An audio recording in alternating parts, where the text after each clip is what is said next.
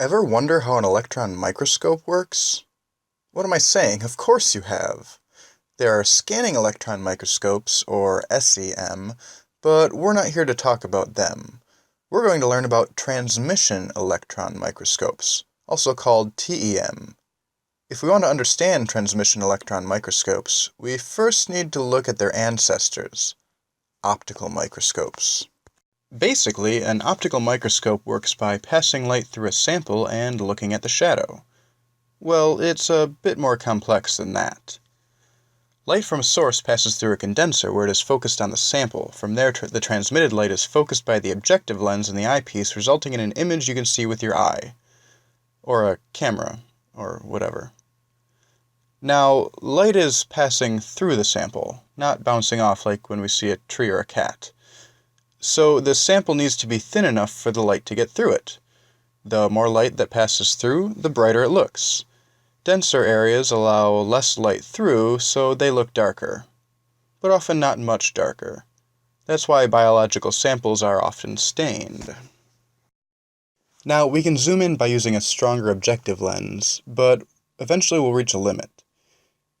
In 1873, Ernst Karl Abbe found that light with a wavelength lambda, focused with a numerical aperture Na, will form a spot with radius d.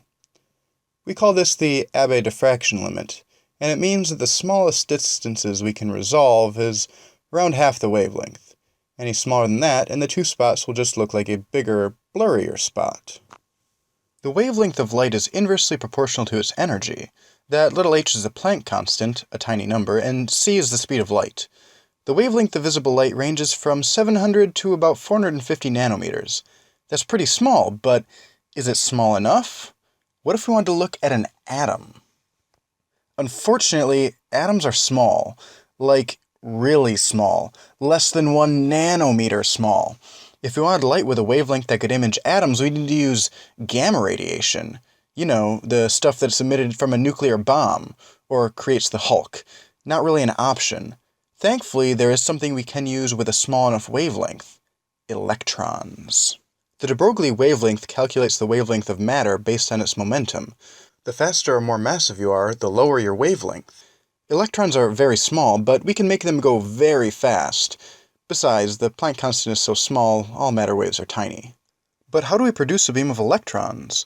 The most common electron source uses a filament made of a material like tungsten. A high voltage is run through the filament, which heats up the metal. The electrons gain energy from thermal excitation until they overcome the work function and are ejected. There are also more expensive field emission guns, which use a strong electric field close to the filament to rip the electrons away. Either way, the beam of escaping electrons is focused by a negatively biased Wenelt cylinder, forcing the electrons into converging into the crossover diameter of the gun. From there, the electrons are accelerated to their final energy by a positively charged anode. Voila! A beam of electrons. So, let's bring back the optical microscope from earlier. The electron gun functions like the light source, but the beam of electrons needs to be focused before and after the sample. Electrons can't be focused with regular optical lenses, but they can be bent with magnetic fields. Electromagnetic lenses are based on a current-carrying coil. The inhomogeneous magnetic field that is generated can be adjusted by the current, which is how you focus the image. The electrons cannot be viewed directly, so they will instead be projected onto a phosphor screen. The light that is emitted when an electron hits the surface can be viewed or recorded. What kind of image we get depends a lot on where we put the screen and what apertures we use. The projector lens produces a real image, so for the imaging mode, the screen is at the back image plane. The electrons transmitted through the sample will be collected. The thicker areas, or areas with higher atomic number atoms, will allow less electrons through and will look darker. The sample must be carefully prepared and ground thinner than 1 micrometer, or else electrons aren't going to get through. Some of the electrons will undergo Bragg scattering due to the crystal structure in the sample. For the imaging mode, these electrons can be blocked with an aperture between the sample and the objective. Removing the aperture and placing the screen at the back focal plane gives the diffraction mode. When Bragg scattering occurs, there is a phase difference introduced that results in constructive interference at angle theta, given by Bragg's law, where lambda is the wavelength of the incident electrons, n is all the integers, and d is the crystal spacing.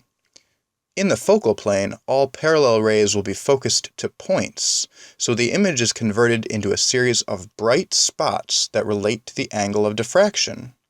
This regular array is the inverse lattice of the crystal that is being studied.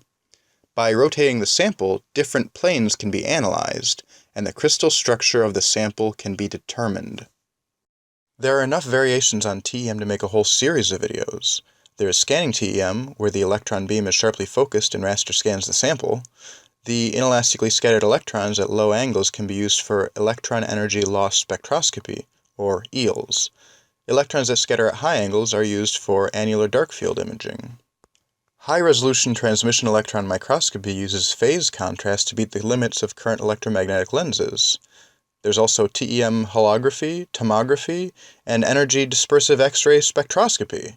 The list goes on, but we're out of time. If you want to learn more about electron microscopy or nanoimaging, the internet is an amazing source of information. Or, go to the library or something.